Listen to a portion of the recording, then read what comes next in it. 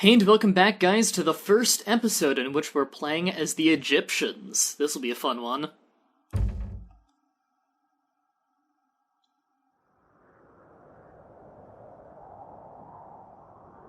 So you have no idea where we are? Admiral. What are you doing here? We're lost. And unlucky, too. I am Aman-Ra. Prepare your men.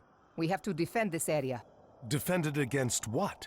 This oasis holds treasures beyond water.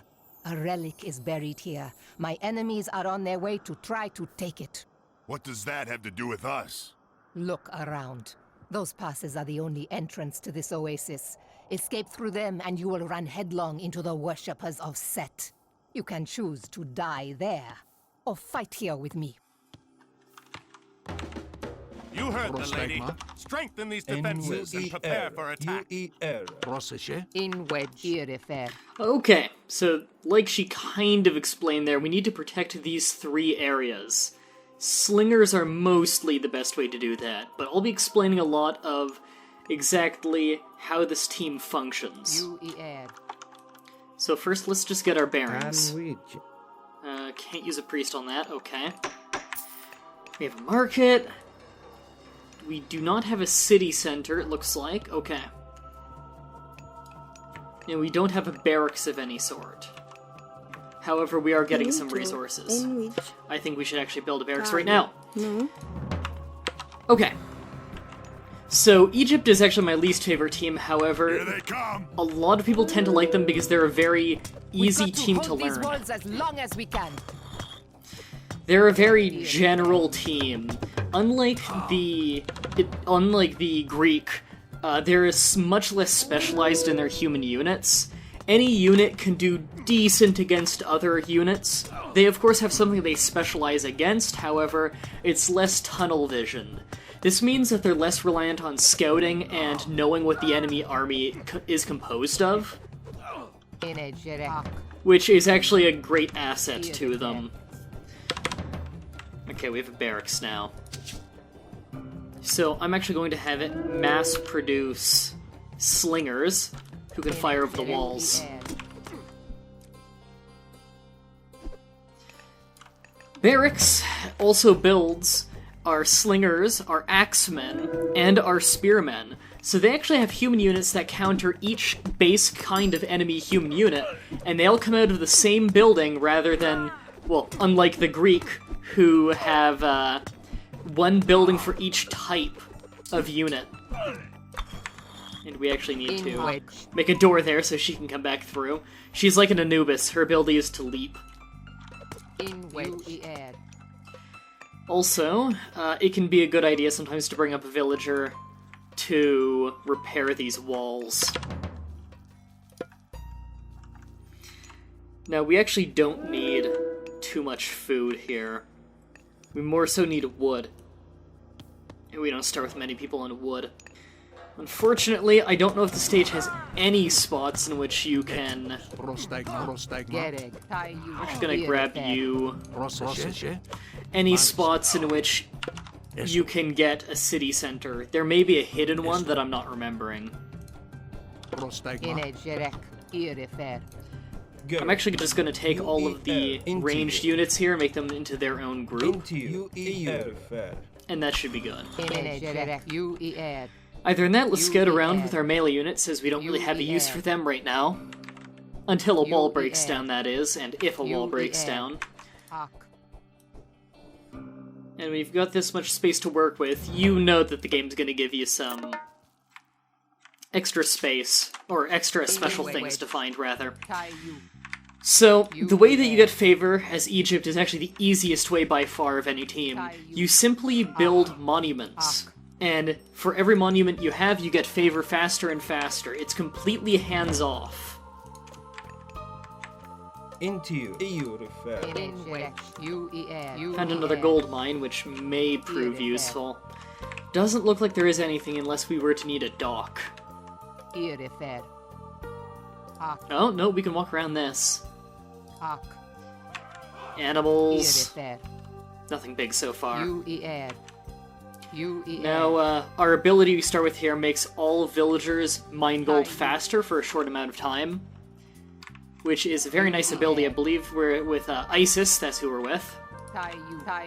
Personally, I prefer Ra, and I believe we will worship Ra in some later stages, so I'll explain then what he's all about, but he helps a lot with farming early on.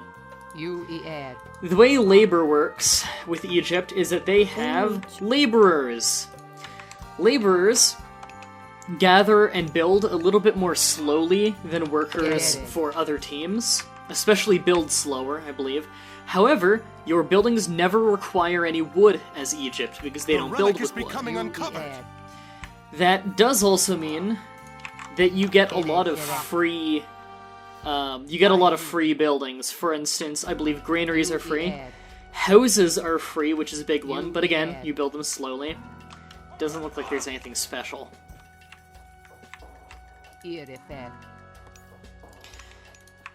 And we don't actually have a pharaoh in this stage, but normally Egyptian teams always have a pharaoh. We do have priests, however, which are downgraded pharaohs. Priests you tend to use as scouts. They do very little damage normally, but a lot of damage against myth units. They're mini hero units. Let's actually... Oh no, we already have the slinger upgrade. Okay. And that right there will cause a problem. I'm actually gonna make this into Army 3. Make that 4. And the reason I'm getting so close, by the way, is to force him to run. That way I can keep attacking while he can't fight back. Now, you could technically run up here if you want to, but I believe it's just an enemy base that you don't really have much hope of destroying. We're good up here? We'll be fine up here.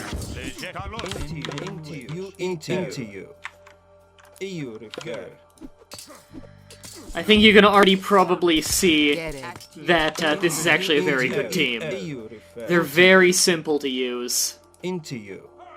Enemy wall? Okay. The siege damage on slingers is very, very little.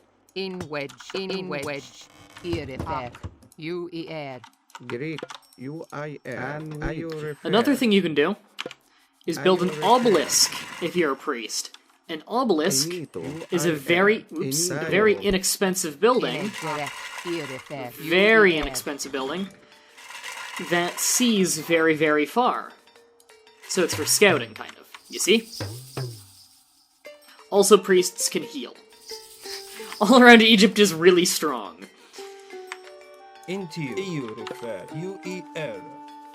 Okay, we're actually doing pretty good, and we don't need food in general in this stage. So I'm actually going to grab all of my people on food and have them uncover that faster, except for one of you. Come on, one of you. Who is going to repair these walls? Because the walls are in pretty bad shape. Now, pharaohs are able to use their ability to strengthen any building in that if they're tasked on a building, that will work faster. Say, if you test them on a barracks, I believe you build the units faster. If you test them on a granary, the farms around it, they'll gather food faster there. Stuff like that. If you're worshipping Ra as your main Egyptian god, your priests can also power up buildings in the same way, just they're not as good at it. And we can't upgrade the walls anymore, we already have stone walls. I highly recommend you only get slingers in this stage, because the less unit diversity you have, that means you require less of different resources. That way you don't need to focus on food at all, especially in a stage like this where you are limited. You're very limited in what resources you have at hand and how many laborers you have to gather it. In fact, it's a smart idea to bring over an extra person on wood, and also to upgrade your lumber camp so that you get lumber faster. It's a good thing we have our heroes right here, and you can see instead of throwing rocks, he's throwing magical spheres. That's to show he's attacking a myth unit and thus doing bonus damage. Are you repair? There we go. In which? Siege tower. Now, we actually don't do much damage to siege towers, but just the sheer numbers here will get us a victory. Funny, that's a siege tower. I believe, Oh, no, that's right, because the Greek siege tower is named something different. We're actually at our unit cap here, so what we're gonna do is have you queue up a bunch of houses and then go back to gold. I picked her because we already have plenty of gold. In fact, we have a market for just such an occasion, in case we need one resource desperately. And that will start getting our population cap up.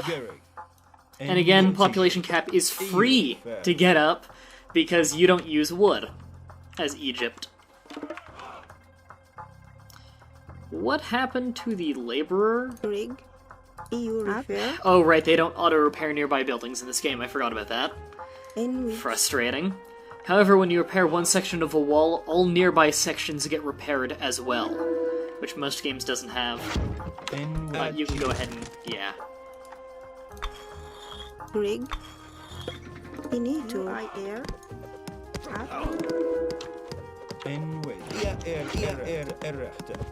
Oof, don't want them to knock down that wall. They should be fine for taking care of this. But just in case, I am actually going to move these guys over for support. Into you. At you. Into you. Garrett. You refer. It'd be nice if they focused on the human units that they can kill much more easily.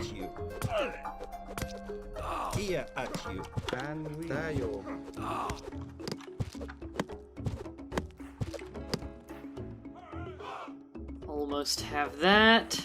And how close are they to finishing this? More than halfway. I actually want to speed this up. We don't need any more gold for quite a while. Are you repair? You I air. In which? I believe the point of this stage might be just to familiarize yourself with new units, because there isn't very much action in this stage. It's not a particularly difficult one, as I'm sure you can tell. Could you move? There. Now, this isn't like in Age of Empires 2, by the way, where being near a door will open it and then enemies can come through. Enemies can't actually follow you through open doors. They have to blow down the gate. It's a bit strange, but I can see why they did it, especially because a lot of people really hated that in Age of Empires 2. I do also highly recommend having a priest or priest-like unit in every army, by the way, as Egypt. Have at least one. Because A, very useful for killing myth units, but the major one, B, healing. Healing's important.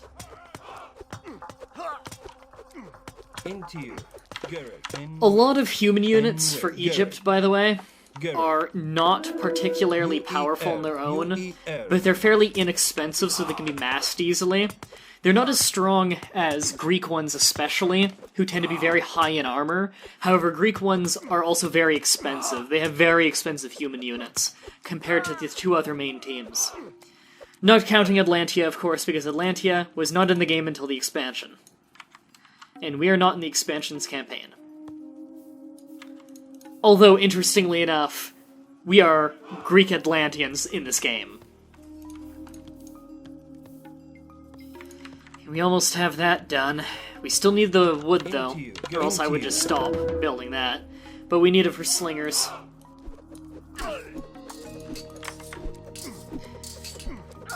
In fact, I think I'm going to, now that we have so many units built up there, I'm gonna split off a few of them to send to the separate armies, just to make sure that they're well reinforced.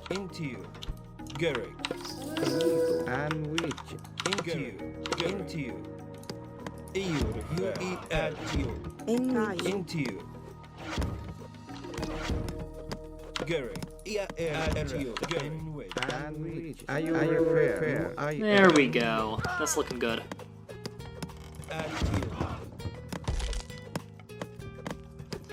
Really hate fighting catapults, just because of their huge range. Just trying to get them at a decent range. Up, siege tower now. 2 of them. And then afterwards I'll have them Ini retreat coba back. ia tahu. And we're doing fine over there. It's always a good idea to have the hero army in this stage be the smallest one, because they don't need many units. Arcantos' ability to power up his nearby army's attack strength for a few seconds is very, very powerful. That's enough to turn the tide and make you win with a much smaller army than you would otherwise have. Up. So I wouldn't worry about it too much.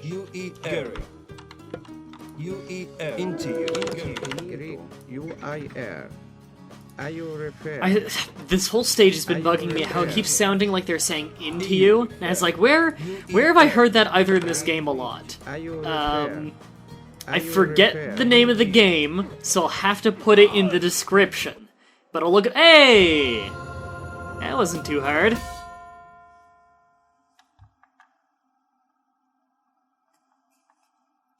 No. Oh, but it's taking us— The Sword of the Guardian, used by Horus to defeat Set once before. Now one of his followers, Kemsit, seeks to take it. Kemsit? He is your enemy? He has captured a temple to Osiris near here. There is a Guardian at the temple, but it sleeps. If we return the sword to the Guardian, it will awaken. It seems the gods have smiled on us. The oasis village near here is loyal to the dark god Set. They enslave other local villagers to mine gold for Kemsit. So for some reason the game decided to take me straight into the next stage because I denied to look at the tutorial. So the next episode we're going into this stage. Until next time, have a